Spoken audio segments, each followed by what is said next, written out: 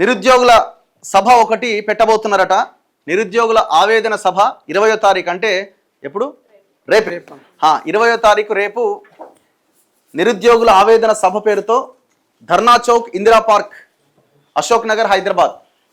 So Indira park దగ్గర ఈ సభ జరగబోతున్నది. అందరూ అటెండ్ కావాలని నిరుద్యోగులంతా ఇవాళ మన లైవ్కి రావడం జరిగింది.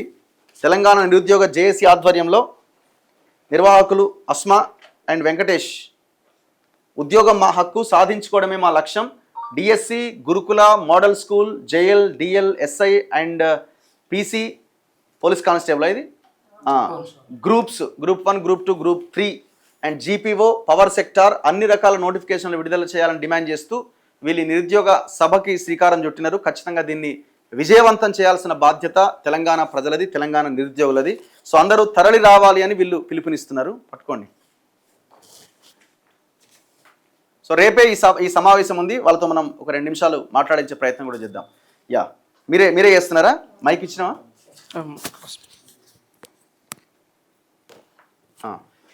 సో చాలా సభలు పెట్టినట్టు ఇందిరా పార్క్ వేదికగా చాలా పెట్టినామన్నా. కాకపోతే ఇంత సభ జరిగి కొన్ని రోజులు అవుతుంది, 6-7 నెలలు అవుతుంది. ఓకే, చాలా వాయిస్ ఇస్తున్నాము, ప్రెస్ మీట్లు పెడుతున్నాము, కానీ ఇన్ని ధర్నాలు పెట్టినా నోటిఫికేషన్స్ మాత్రం వస్తలేవు.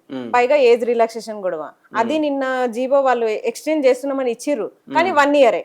అంటే ఈ 1 ఇయర్ లోపు నోటిఫికేషన్స్ అన్ని వస్తాయా అది క్లారిటీ ఇవ్వాలి కదా. ఇంతకు ముందేమో ఒక 3 years 4 years ఎక్స్టెండ్ డేట్ ఉండే, ఆ డేట్ మన ఫిబ్రవరికి అయిపోయింది. సరే ఇప్పుడన్నా ఒక 2-3 సంవత్సరాలు ఇస్తారా, లేట్ అయినాయి కదా నోటిఫికేషన్ అంటే, అది కూడా 1 year వ్యాలిడిటీతోనే ఏజ్ రిలాక్సేషన్ ఇచ్చారు. ఈ నోటిఫికేషన్స్ ఎప్పుడు రావాలి, మళ్ళీ ఒకవేళ ఆ డేట్ అయిపోతే పెంచే అవకాశం ఉండదు. 1 year లోపు అన్ని నోటిఫికేషన్స్ రాకపోతే పెంచే అవకాశం ఉండదు, అప్పుడు అడిగే అవకాశం కూడా ఉండదు మాకు. కాబట్టి ఏజ్ రిలాక్సేషన్ పెంచాలి, దాని పీరియడ్ కూడా పెంచాలి. మొన్న నిర్ణయం తీసుకున్నట్టున్నారు కదా, ఇంకా రాలేదా? అది జియో వచ్చింది నైట్, కానీ 1 year వ్యాలిడిటీ, 44 years వరకు పెంచిరు, కానీ 1 year వ్యాలిడిటీ. అసలు ఈ లాస్ట్ డేట్లు ఎందుకు అని చెప్పేసి మా క్వశ్చన్ అన్న. ఓటీఆర్ కి లాస్ట్ డేటు, ఏజ్ రిలాక్సేషన్ కి లాస్ట్ డేటు, అన్నిటికీ ఇట్లా లాస్ట్ డేట్ పెట్టడం వల్ల ఫ్రెష్ గా వచ్చే స్టూడెంట్స్ ఎవరైనా ఉంటారో వాళ్ళు నష్టపోతారు. ఓటీఆర్ కి లాస్ట్ డేట్ పెడితే ఏజ్ రిలాక్సేషన్ వల్ల ఏజ్ అయిపోతున్న వాళ్ళు నష్టపోతారు.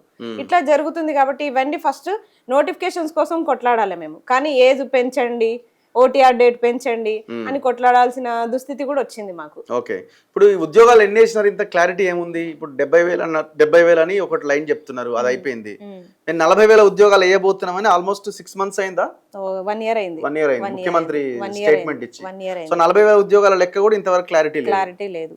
అసలు వాళ్ళు ఫస్ట్ నుంచి 70,000, 80,000, 60,000 చెప్తానే ఉన్నారు లెక్క, కానీ రీసెంట్ గా అసెంబ్లీలో అయితే వాళ్ళే ఒప్పుకున్నారు, మేము 16,000 ఉద్యోగాలు ఇచ్చినామని. వాళ్ళే స్వయంగా వాళ్ళే ప్రెస్ నోట్ పెట్టి వాళ్ళే ప్రెస్ నోట్ రిలీజ్ చేశారు.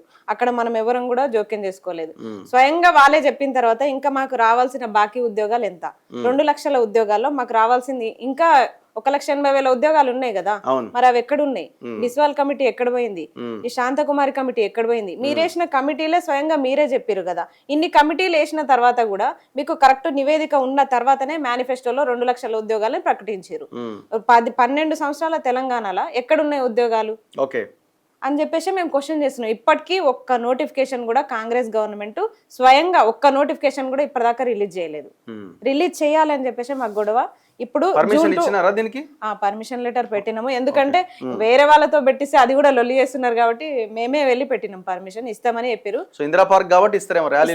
ర్యాలీలు అంటే ఇవ్వరు. ఇంతకు ముందు కవాతు ప్రోగ్రామ్ అట్లా పెట్టుకుంటే ఇవ్వలేదు. ఇప్పుడు ఇది ధర్నా కాబట్టి ఇస్తామనే చెప్పారు. స్టేట్మెంట్లు తీసుకొని ఇస్తున్నారు వాళ్ళు కూడా, తిట్టొద్దు చేయొద్దు అని అట్లా పెట్టుకొని. ఇప్పుడు మీ దాంట్లో కూడా ఏమైనా టీమ్స్ ఉన్నాయా? మీరు ఒకటి, ఇంకొకరు ఒకటి అని టీమ్ ఏం లేదు. ఒకరు పెట్టినారు, అంతకు ముందు ఒకరు పెట్టినారు, అందరు కలిసే పెడుతున్నారా? అందరం కలిసే పెడుతున్నాము, కాకపోతే ఒక్కొక్కరు ఒక్కో స్టైల్లో పెడుతున్నారు.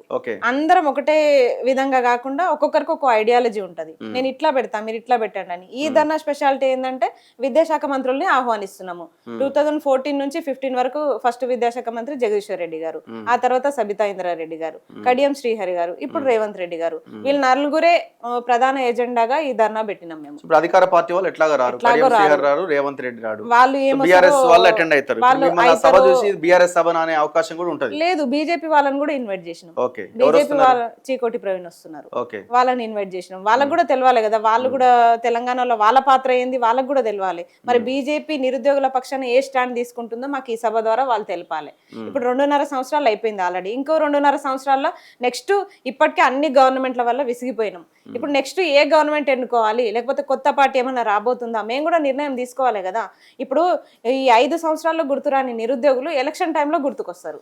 మరి ఆ ఎలక్షన్ టైంలో మేము మా పాత్ర కీలకం ఉంటది కాబట్టి మేము ఎక్కడ డిసైడ్ చేసుకోవాలనేది మాకు కూడా ఇలాంటి సభలే, ఇలాంటి వేదికలే నిర్ణయం తీసుకునే అవకాశం ఉంటుంది. మాట్లాడతారా? మైక్ ఇవ్వండి, తనకి ఇవ్వండి మైక్. అయితే అన్న పక్క రాష్ట్రం ఏపీలో 4 గ్రూప్ 1లు అన్న.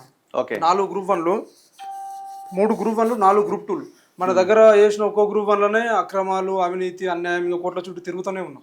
ఇప్పుడు ఎవరికి చెప్పుకోవాలి? గతం లోపల ఎలక్షన్ కన్నా ముందు కోదండరాం సార్ కానీ, ఆకునూరు మురళి కానీ వీళ్ళందరూ మా దగ్గరకు వచ్చారు. 2.5 సంవత్సరాలు గడుస్తుంది, నోటిఫికేషన్ లేక విద్యార్థులు చనిపోతున్నారు. ఇప్పటికీ 20 మంది నిరుద్యోగులు చనిపోయారు.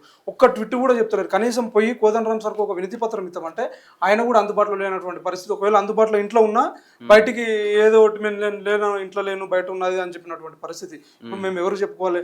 నోటిఫికేషన్లు విడుదల చేయండి అని చెప్పి రాస్తారు ఒకళ్ళు, ధర్నలు, ముట్టడులు పెడితే ఏజ్ రిలాక్సేషన్ మధ్యలో తీసుకొని వచ్చిండు. ఏజ్ రిలాక్సేషన్ కోసము కోదండరాం సార్ కానీ, ఆకునూరు మురళి కానీ, ఈ అద్దంకి దయాకర్ కానీ వినతి పత్రం ఇస్తారు. డైలీ స్టేట్మెంట్లు, నిరుద్యోగులకు త్వరలో తీపి కబురు.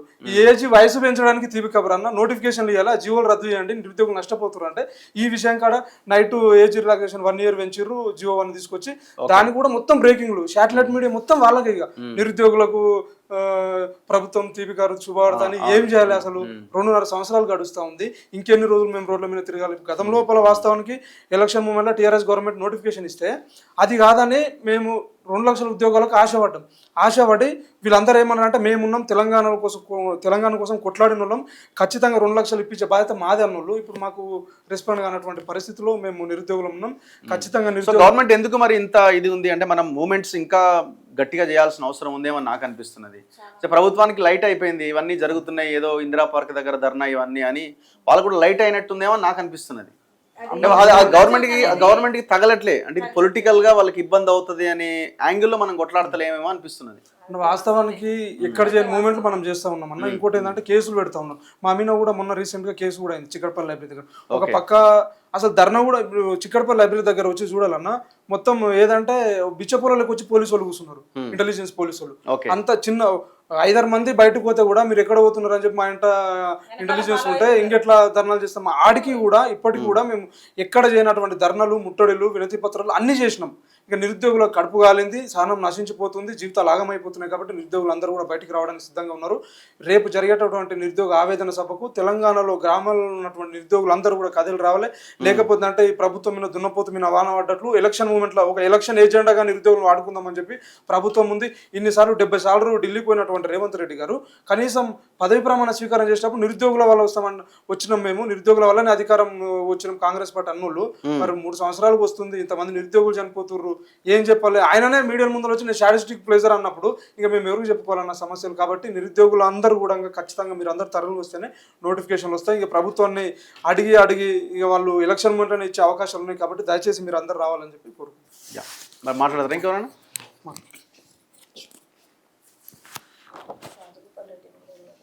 చూడన్నా ఇప్పుడు వరకు 3 సంవత్సరాలు అవ్వడానికి వచ్చింది. ఇప్పుడు వరకు అసలు నోటిఫికేషన్ మాట కూడా తీస్తలేదు. ఈ రోజు తీస్తారా, రేపు తీస్తారా అని నిరుద్యోగులు అందరూ ఆశతో ఉన్నారు ఇప్పుడు కూడా. కానీ ఇప్పుడు వరకు వాళ్ళు తీస్తలేరు. ఎందుకంటే ఆ రోజు వాళ్ళకు ఓట్ల కోసం నిరుద్యోగులు కావాలి, అన్ని ఊర్లు తిరగడానికి మేము కావాలి. కానీ ఇప్పుడు మాకేమో నోటిఫికేషన్ కోసం వాళ్ళ దగ్గరకు అడగాల్సిన పరిస్థితి ఉంది. ఎక్కడ పోయినా వాళ్ళు ఒకటే అంటున్నారు, 70,000 ఇచ్చినాం, 1,00,000 ఇచ్చినాం. మరి ఎక్కడ ఇచ్చిర్రో చూపెడతలేరు కదా. అక్కడ అసెంబ్లీ సాక్షిగా కూడా 16,000 ఇచ్చినాం అంటున్నారు. మరి ఉన్న ఖాళీలన్నీ 1,80,000 ఖాళీలు ఇచ్చేసి ఉన్నాయి కదా. అన్ని కమిటీలు పెట్టి 2-3 కమిటీలు పెట్టారు దాని మీద. కానీ ఇప్పుడు వరకు ఆ కమిటీలు ఎన్ని ఉన్నాయో కూడా తెలియలేరు. అలాంటి టైంలో ఒక్కసారి చర్చ పెట్టి ఇన్ని ఇచ్చినాం మేము, ఇగో చూడండి అని ఒక శ్వేతపత్రం రిలీజ్ చేయండి కదా. నిరుద్యోగులు వచ్చి మేము కలుస్తాం. మేము పార్టీకి చేయలేము కదా, పొలిటీషియన్గా అస్సలేమో మాదేమో ఎజెండా కాదు, పార్టీ ఎజెండా లేదు కదా మాది. మీరు రండి, ఏ మంత్రి వచ్చినా మేము మాట్లాడతాం. మీకు మీరు ఎన్ని ఇచ్చిరో మా దగ్గర లెక్కలు ఉన్నాయి, మీరు ఎన్ని చూపెట్టండి అని అంటున్నాం. అది కూడా లేదు, ఏ మంత్రి మాట్లాడతలేరు కదా. ఓకే, సో చూద్దాం ఈ మీటింగ్ తర్వాత అయినా, ఈ సమావేశం, ఈ ధర్నా తర్వాత అయినా ప్రభుత్వంలో కదలిక రావాలని కోరుకుందాం. ఏదైనా ఈ అంశం మీద ఇంకా ఒక భయంకరమైన మూమెంట్ రావాలి. ప్రభుత్వాలు మా సీట్లకు ఇబ్బంది కలుగుతుందని భావించినప్పుడు మాత్రమే నిర్ణయాలు తీసుకునే పరిస్థితి ఇవాళ దేశంలో, రాష్ట్రంలో ఉంది. సో ఆ తరహా మూమెంట్ జరిగినప్పుడే ప్రభుత్వాలు యాక్షన్లోకి వస్తాయి. అది మిలియన్ మార్చా, ఇంకో మార్చా ఆ ప్రభుత్వాలని కదిలించే వాళ్ళ సీట్లు పోతాయని అనుకున్నప్పుడే ఈ నిర్ణయం వచ్చే అవకాశం ఉన్నది. చాలా జెన్యూన్ ఇష్యూ ఇది. వాళ్ళ ఏజ్ రిలాక్సేషన్ సంబంధించిన అంశమైనా, కొత్త నోటిఫికేషన్ల విషయమైనా, ఉపాధి కల్పిస్తే మేము సంవత్సరం తిరిగేలోపు 2 లక్షల ఉద్యోగాలు ఇస్తామన్నారు. ఇంతవరకు అతిగతి లేదు. మీరు ఇస్తున్నది 70,000 ఉద్యోగాలు ఇచ్చినామంటారు, అందులో అన్ని పాత నోటిఫికేషన్లో ఉన్నాయి. కొత్త నోటిఫికేషన్లు 40,000 ఉద్యోగాలు ఇవ్వబోతున్నామని ముఖ్యమంత్రి స్టేట్మెంట్ ఇచ్చి దాదాపు 6 నెలలు దాటిపోయింది. మరి 40,000 కూడా దిక్కులేదు ఇంతవరకు.